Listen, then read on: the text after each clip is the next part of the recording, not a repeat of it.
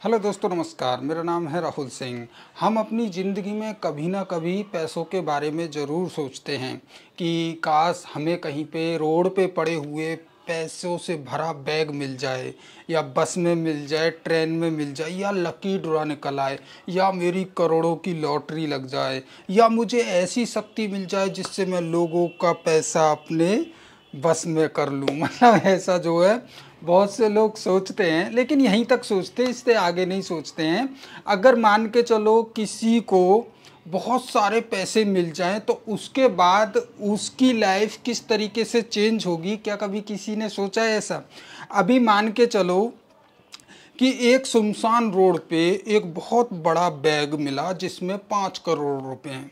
अब जिस बंदे को मिला वो मतलब दुबका चोरी जैसे तैसे करके अपने घर उसको पहुंचा दिया। उसने 4-5 दिन बिना सोए गुजार दिए, ये सोच के कि कोई मतलब जिक्र करेगा, कोई चर्चा करेगा इस बैग के बारे में। लेकिन उसने तमाम न्यूज़ देखी, तमाम अखबार देखे, तमाम पूरे गांव में लोगों की बातें सुनी, लेकिन उन रुपयों का कहीं पे कोई जिक्र उसको नहीं मिला।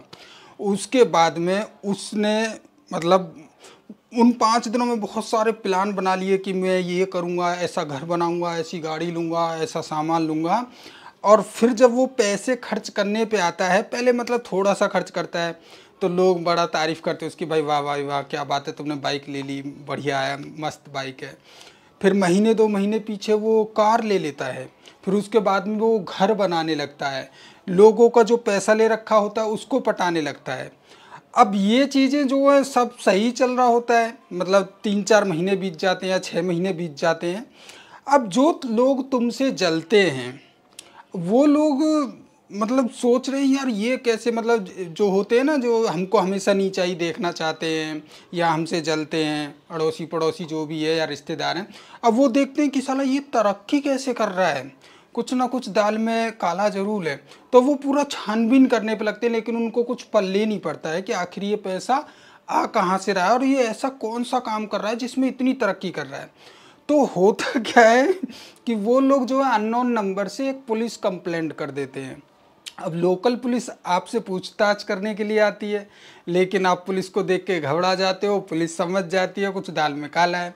तो पुलिस फिर सीनियर अफसर को भेजती है, जो बड़े अधिकारी होते हैं वो पूछताछ करते हैं। अब मान के चलो आपने सच बता दिया कि भाई मैं ऐसे ऐसे एक रोड पे जा रहा था, मुझे एक बैग मिला, उसमें 5 करोड़ रुपए थे। अब ये तो ब्रेकिंग न्यूज़ बन गई। दूसरा, अब पुलिस जो पूरे इलाके की, पूरे स्टेट की छानबीन करेगी कि मतलब किसी थाने में कोई रिपोर्ट दर्ज तो नहीं हुई है, मतलब चोरी की या मतलब ऐसे किसी के पैसे खो गए हों। अब अगर कोई रिपोर्ट या कुछ ऐसा मतलब दर्ज नहीं हुआ है तो आपने जो बोला है कि मुझे रोड पे मिले हैं पैसे, उसको झूठ माना जाएगा। मतलब या तो आप झूठ बोल रहे हो, या आपने चोरी करी है, या कहीं पे बहुत बड़ा हाथ मारा है ऐसा करके। लेकिन अगर मान के चलो आप साबित कर पाए कि हाँ भाई ये बात सच है, मतलब 1-2 गवाह लगाए या कुछ, या मतलब वीडियो वगैरह, मतलब कुछ भी आप साबित कर पाए अपने आप को, तब भी वो पैसा आपके पास नहीं रहेगा, उस पैसे को सरकार ले लेगी। हाँ, लेकिन आप अगर ईमानदार होते तो शायद आपको 10 या 15% रुपया उसमें से मिल जाता। तो ऐसा होता है जब किसी को ऐसा पैसा मिलता है। अच्छा, दूसरा आया, किसी का लॉटरी निकला या लकी ड्रॉ निकला, मतलब 5-10 करोड़ का, तो उसके बाद आपकी ज़िंदगी कैसी होगी? अब मान के चलो आपका एक लॉटरी निकला 10 करोड़ रुपए का, आप नॉर्मल इंसान हो और अचानक से 10 करोड़ का लॉटरी निकला। पूरे मोहल्ले, पूरे गांव को पता चल गया कि भाई फलाने आदमी का लॉटरी निकला है, वो भी इतनी भारी भरकम रकम का। तो उसके बाद क्या होगा? उसके बाद में आपके रिलेटिव, आपके अड़ोसी पड़ोसी, आपके मोहल्ले के लोग, गांव के लोग, सबका आपके प्रति रवैया बदल जाएगा। मतलब सभी इतने इज्जत से पेश आएंगे और सभी जो ना चापालोसी करना स्टार्ट कर देंगे आपकी। मतलब दूर से ही, भैया जी नमस्ते, अंकल जी नमस्ते, हेलो सर कैसे हो, लाओ मैं ले जाऊं, मतलब आपकी हेल्प करना चाहेंगे। अब ये चीज़ें चलती हैं। फिर जो है, अब जब पैसा वैसा मिल जाता है, अकाउंट में आ जाता है आपका पैसा, आप थोड़ा बहुत मतलब प्लान करते हो यार, मतलब पैसे का क्या किया जाए। अब फिर मुसीबतें स्टार्ट होने लगती हैं। जो लोग चापलूसी ज़्यादा कर रहे थे वो एक्चुअली अब पैसों की डिमांड करने लगते हैं कि भैया यार मतलब मेरे को ये इलाज कराना है, मेरे को ये ऑपरेशन कराना है, मेरे को शादी करना है, मेरे को मतलब ऐसा कर्ज हो रहा है तो वो धमकी दे रहा है मारने की, उसको पैसा देना है। तो इस तरीके के इशू आपके सामने आते रहते हैं, लेकिन आप पूरी तरीके से कन्फ्यूज हो जाते हो यार मतलब क्या किया जाए। अब जिसने आपको कभी 10 रुपये की हेल्प करी होगी ना, वो सीना चौड़ा करके यही बोलेगा आपसे, अरे भैया भूल गए यार उस दिन हमने 10 रुपये का आपको बस में टिकट दिलाया था। मतलब ये तो मतलब इंसानियत तो रही नहीं आपके अंदर। तो लोग जितना आपको ऐसा इज्जत देंगे उतना ही बेइज्जती भी करेंगे, ताने मारेंगे लोग आपको, कह रहे जा तेरे जैसे देख लिए, कल तक तो साला ऐसे ही ढूंढता था, हम पे 50-50 रुपए के लिए भीख मांगता था, अब जो अचानक से मतलब हराम का पैसा या ऐसा मिल गया तो मतलब अब जो तुम अमीर हो गए, तो लोग ऐसा ताना मारेंगे। तो इतना कुछ तुम्हारे साथ इतना बुरा भला होगा कि आप डिप्रेशन का शिकार हो सकते हैं। अब जो है मान के चलो आपने थोड़ा रिसर्च किया कि कोई मान के चलो भला इंसान है, जैसे किसी का इलाज नहीं हो रहा, बहुत दिनों से परेशान है, उसको इलाज के लिए तुमने पैसे दे दिए, या किसी की शादी है अगले महीने तो उसको मतलब 2-3 लाख रुपए दे दिए, भाई ये लो अपना दे देना खाते कमाते, कोई दिक्कत नहीं। लेकिन अब सबसे बड़ी दिक्कत क्या आती है, अब जिसको आपने 2-3 लाख रुपए दिए वो पूरे गांव में ढंढोरा पीटता डोलेगा कि अरे नहीं यार भैया ने मेरी मदद करी यार, वो तो बहुत अच्छा है और अच्छे लोगों की ही लॉटरी निकलती है, ऐसा होता है वैसा होता है।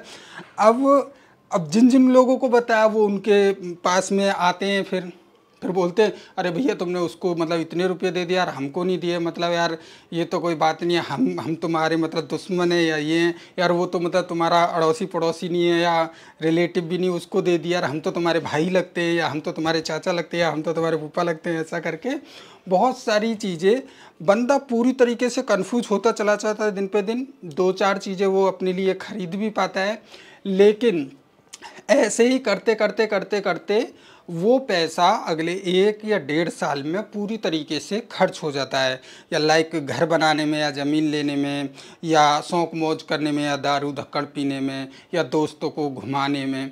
तो ऐसा अय्यासी टाइप में वो पैसा खर्च हो जाता है। अब असली मुसीबत आती है जब वो पैसा पूरी तरीके से खर्च हो जाता है। क्यों?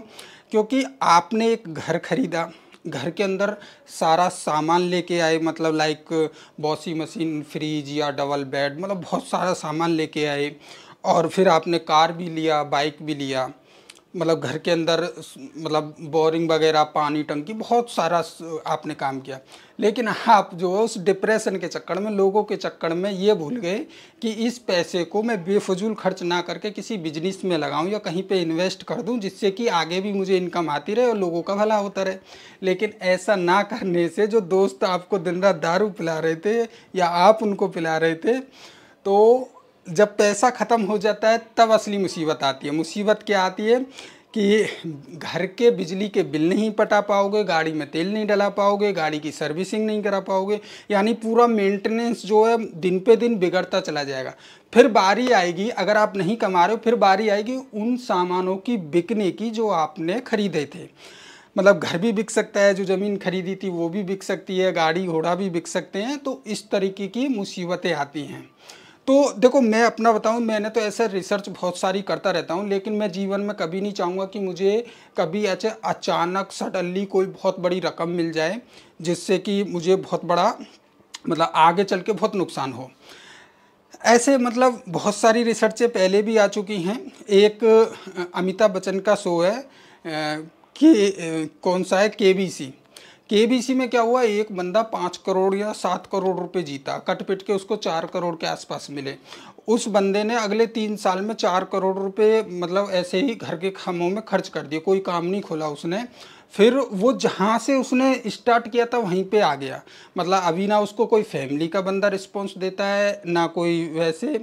तो ऐसे करके उसका ज़िंदगी पहले से भी ज़्यादा नरक हो गया है। तो हमेशा जो ना, मैं एक ही चीज़ जानता हूँ, सरकार जो है हम सब पे नज़र रखती है, और हमें जितना हो सके ना मतलब ईमानदारी से कमाना है, बिजनेस क्रिएट करना है, ताकि कल को हमसे कोई पूछे कि भाई ये तुमने इतनी महंगी कार कहाँ से ली, तो हम फटाक से ना बता सकें ये देख भाई मेरा बैंक बैलेंस है, वहाँ से मैंने लोन लिया, ये लिया, वहाँ से इतना पैसा लिया है, और जब जाके मैंने ये कार लिया वो भी इंस्टॉलमेंट पे। यानी हमारे पास हर एक चीज़ का जवाब होना चाहिए। लेकिन जब पैसा फिरौती का हो गया या हराम का हो गया, या कहीं पे मिल गया, या हमारा लॉटरी या ये सब निकला, तो इनका जवाब देना बहुत मुश्किल हो जाता है, जिससे कि हम सबके दायरे में आते हैं और हम पे कार्रवाई भी हो सकती है। तो दुनिया में हंसी खुशी जीने का लक्ष्य एक ही है। भले ही आप 10,000 कमाओ, 20,000 कमाओ या 10 लाख कमाओ, लेकिन ईमानदारी से एक लक्ष्य पे कमाते रहो और अपनी ज़रूरतें पूरी करते रहो। आपको पता भी नहीं चलेगा कि आपकी लाइफ कितने मज़े में कट रही है, और जो आपने सपने देखे थे वो कब और कैसे पूरे हो गए आपको पता भी नहीं चलेगा।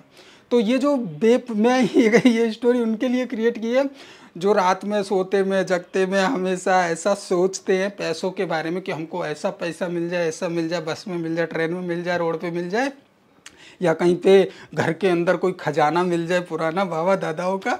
तो ये उन लोगों के लिए बनाई है। तो इन सब चीज़ों से मिलने से भी कोई फ़ायदा खास होता नहीं है।